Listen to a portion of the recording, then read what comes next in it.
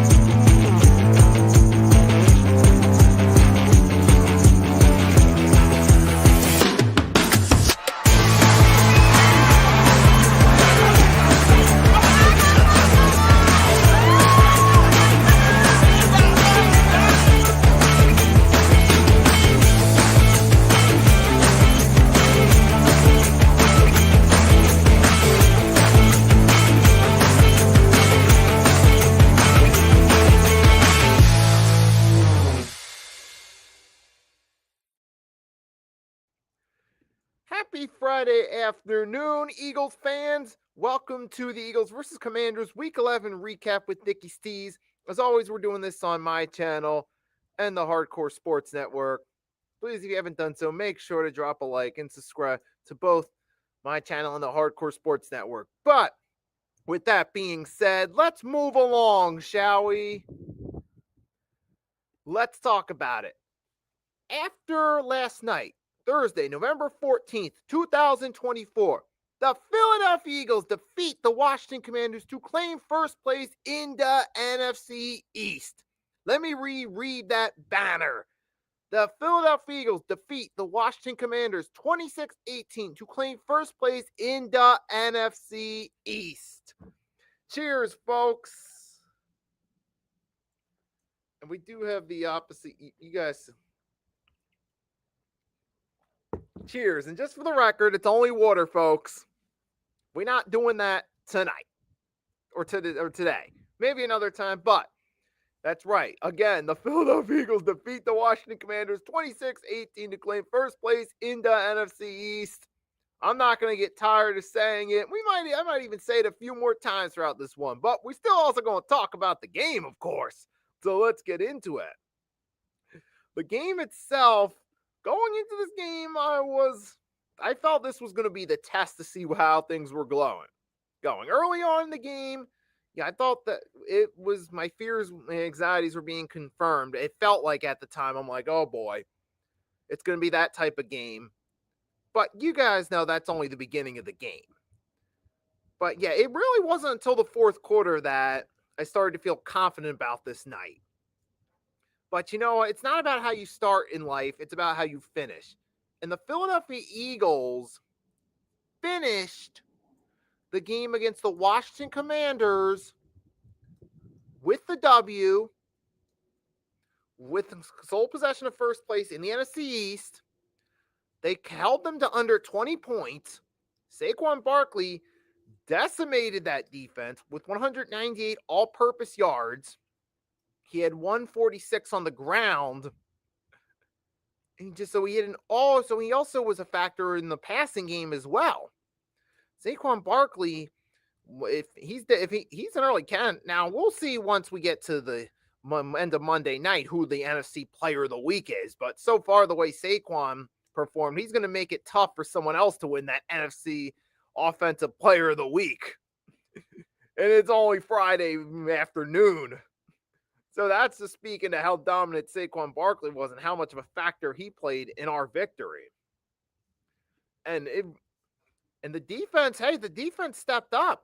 Like I said, we held the Commanders to under 20 points.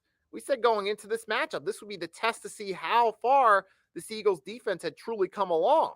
And in the first half, first drive, when they walked down the field and scored, I thought, uh-oh, we're in trouble. But I know I'm not the only one that thought that way at the time. But, hey, come second half, they were on top of it. They had a fourth down stop where they pushed Jaden Daniels out of bounds. And they also had a TD quickly after an interception.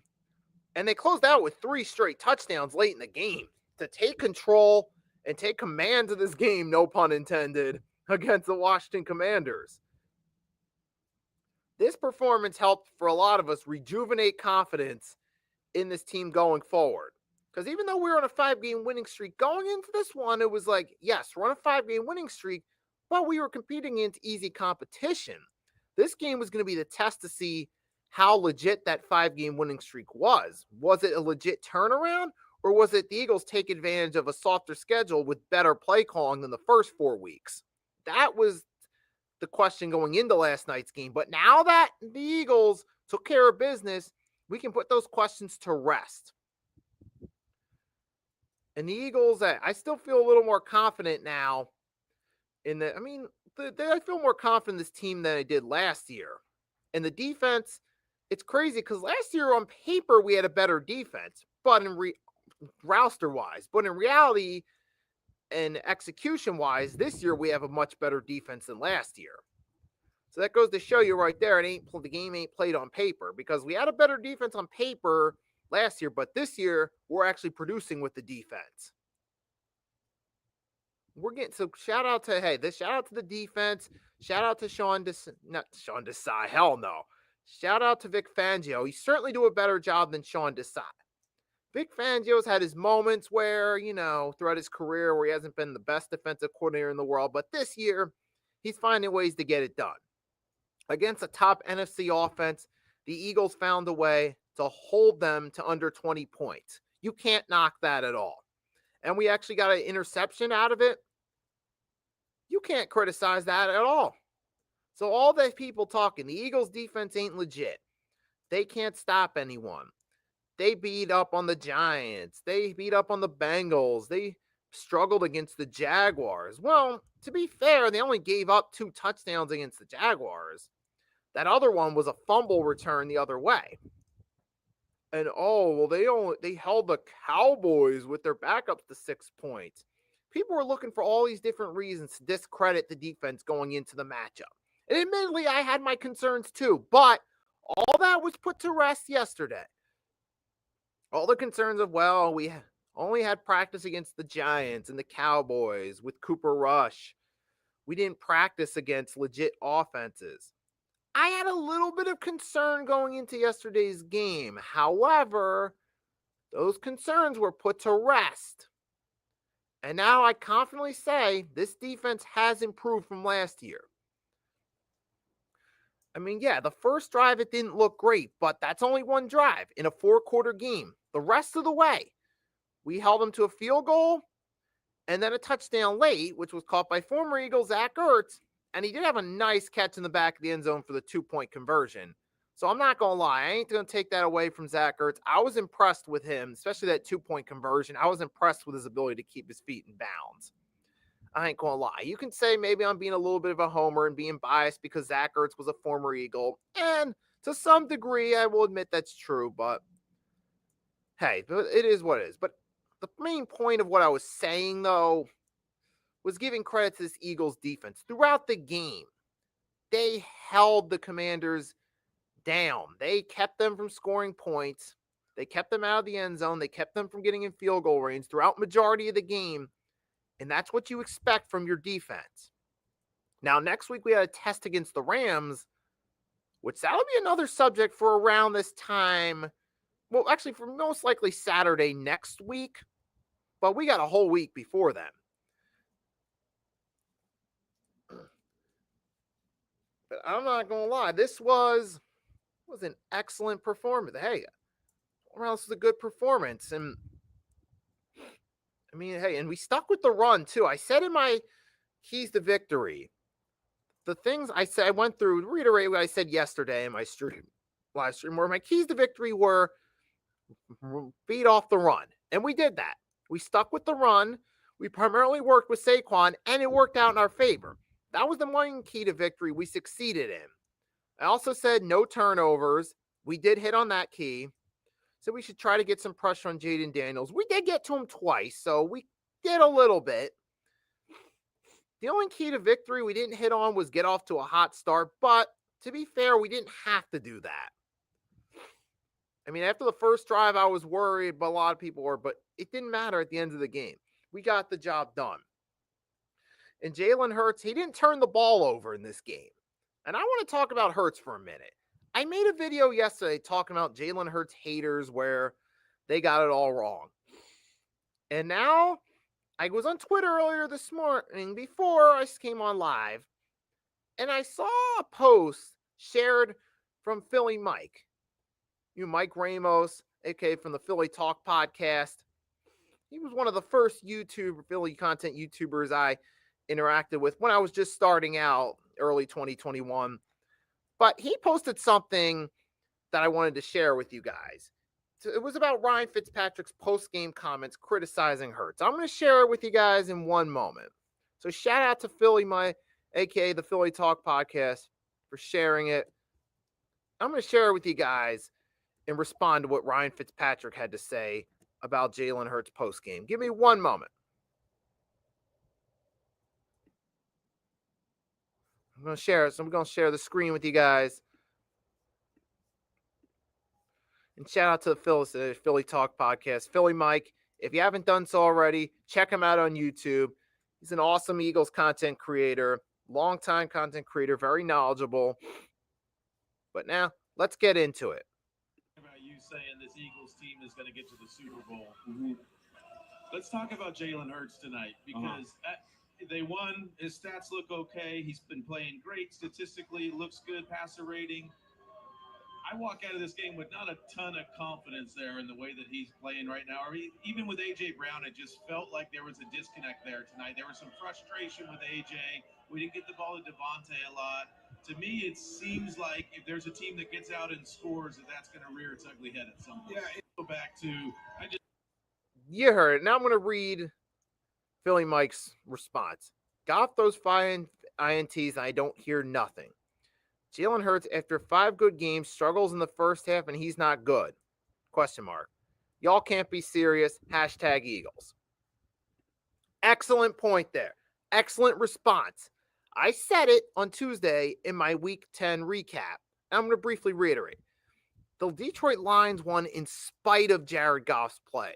One of the worst performances by a game-winning quarterback that I've seen in my lifetime from Goff on Sunday against the Houston Texans. And you barely hear a smidgen of it, of criticism of, oh, I'm not sold on Jared Goff. Look at that performance he had. And another one, too, Jordan Love with the Green Bay Packers. He has a habit of going 3 TDs, 2 INTs, 4 TDs, 3 INTs. I don't really hear as much talk about Jordan Love. Oh, he's throwing too many INTs. He's throwing too many INTs. If he could stop with the turnovers, this Packers team could be Super Bowl contenders. I don't hear it as much. Not saying that it isn't going around. I'm sure there are people criticizing Jordan Love too. And I'm sure there is some criticism of Goff's performance, but it's not as loud and it's not as public as it is with Jalen Hurts. I said this yesterday, and my Jalen Hurts haters got it wrong. I talk about the Hurts haters that just want to bash him. They don't give him credit for anything he does, no matter what. It's always A.J. Brown made him. Saquon's making him. All that other stupid takes. But you guys give Jordan Love a pass for it. You didn't really go on in Jared Goff as much. You could give the defense credit more for holding up in the second half and stopping the Texans from scoring more. You could give Jahmyr Gibbs credit for keeping their offense in the game on the ground. despite his quarterback's turnovers. But where was the loud outcry about, oh, Mr. Jordan, look? Where's the loud outcry about, oh, this guy Jared Goff, he threw too many picks. I can't be sold on it. He's reverting back to rookie form. He's reverting back to first year with Detroit form. Where's all the talk about that? See, too many people like to throw shade at the Eagles and how Jalen Hurts. Man, the Eagles won. Jalen Hurts had no turnovers in a win. People are going to say, oh, well, Saquon deserves credit for it. For the most part, yes, he does deserve credit. He was the hero of this game on offense. But guess what? It's about winning games. And Jalen Hurts, he didn't turn the ball over at all. He didn't have to be bailed out by his running back like Jared Goff. He didn't have to be bailed out by his defense. He pretty much, he did good enough to help keep momentum going alongside Saquon. He still got to A.J. Brown. He got to Dallas Goedert. And while we're still on that, shout out to Calaterra for recovering that fumble after Goddard fumbled the ball. That may have saved the game because we still ended up scoring a touchdown on that drive. If Calaterra doesn't come up with that fumble recovery, it could have been an entirely different game. But back on subject with Jalen Hurts.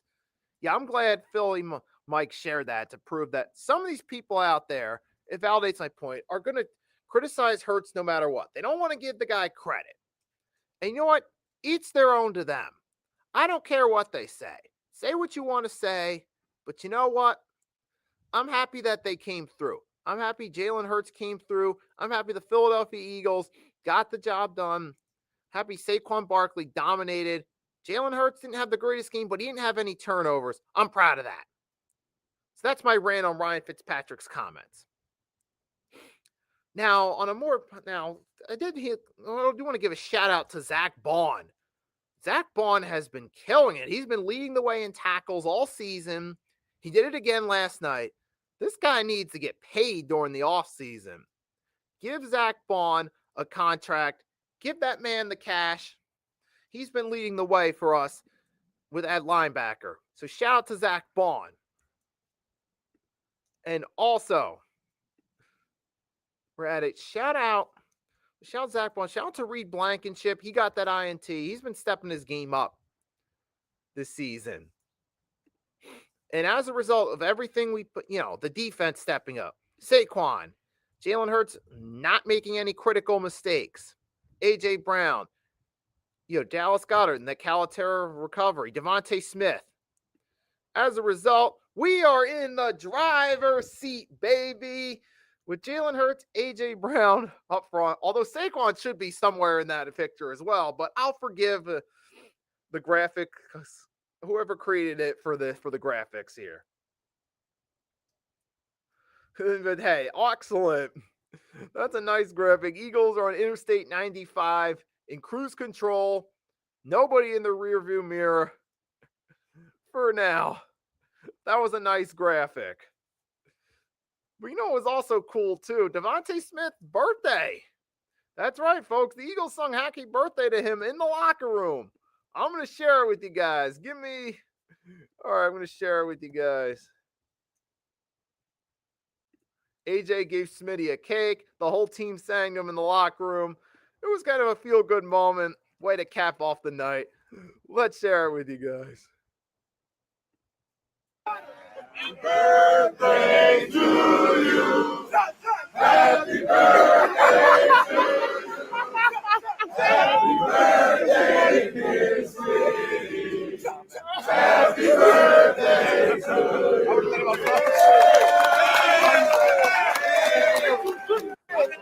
All right, how cool. So that was fun too. I thought it was worth sharing with you guys. Thought you'd find some joy in that. Matter of fact, I'm actually going to make that to a YouTube short when I'm done. Even though I just shared it with you guys in the live stream, I'll do it for a broader audience because I know those shorts usually get a bigger audience.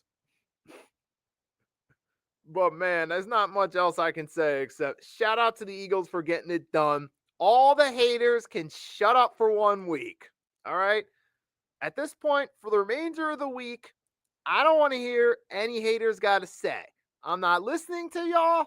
I'm not interacting with y'all, I don't care if you want to call us frauds. If you want to troll, go ahead, do so. Get those views up. Get that comment section popping. But I ain't going to respond to y'all. So, yeah, if you want to comment just because you think it feels good, feel free to do so. But I'm not replying to y'all. But before we go, cheers. Cheers to the Philadelphia Eagles. First place in the NFC East, 8-2. We beat our toughest opponent to date this season. What y'all gotta say now, huh? What I gotta say, I don't know about y'all, but I gotta say, fly, Eagles, fly, baby. That's right. Yep. On the road to victory. Fight, fight, fight. That's right, baby. In one moment, we're gonna play the song in the background. Matter of fact, before we go, let's do this.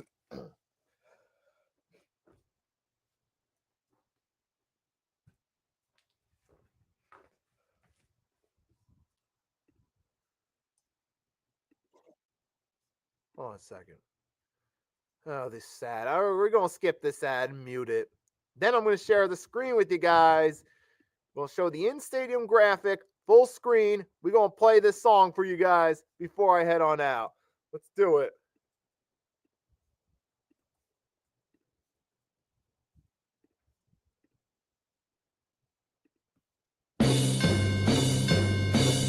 Fly, Eagles, fly, on the road to victory. Fly, Eagles, fly, score a touchdown, 1, 2, 3. Hit 'em low, hit 'em high, and watch our Eagles fly. Fly, Eagles, fly, on the road to victory. E-A-G-L-E-S, Eagles! Yes, sir. Yes, sir. Yes, sir. Fly, Eagles, fly. To everyone that tuned in, thanks for tuning in. I hope you enjoyed it. For however long you stayed through, whether you watched it live, caught it on the replay, and watch the whole thing, skim through it, whatever the case may be, I hope you enjoyed it. Have a great Friday night, Saturday, whatever time you're watching this. Fly, Eagles, fly, baby. One more quick toast of water.